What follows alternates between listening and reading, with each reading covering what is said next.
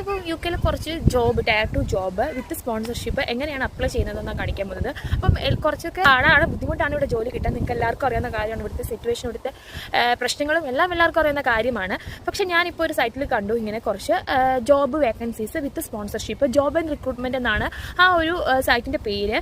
ഞാനതൊന്ന് ഡെമോ കാണിക്കാം. പിന്നെ അതുപോലെ തന്നെ ഓൾമോസ്റ്റ് എല്ലാ ജോലി അതിനകത്ത് കൊടുത്തിട്ടുണ്ട്, നമുക്ക് ഫിൽറ്റർ ചെയ്ത് സെർച്ച് ചെയ്യാൻ പറ്റുന്നതാണ്. അപ്പം അതെങ്ങനെയാണെന്ന് ജസ്റ്റ് ഒന്ന് നോക്കാം. അതുപോലെ തന്നെ അതിനകത്ത് CV-യുടെ കാര്യങ്ങളും എല്ലാം പറഞ്ഞിട്ടുണ്ട്. അതൊക്കെ ആർക്കെങ്കിലും എന്തെങ്കിലും CV ഉണ്ടാക്കാനുള്ള ഡൗട്ടൊക്കെ ഉണ്ടെങ്കിൽ ഞാൻ ഓൾറെഡി അതിനെപ്പറ്റിയൊക്കെ വീഡിയോ ചെയ്തിട്ടുണ്ട്.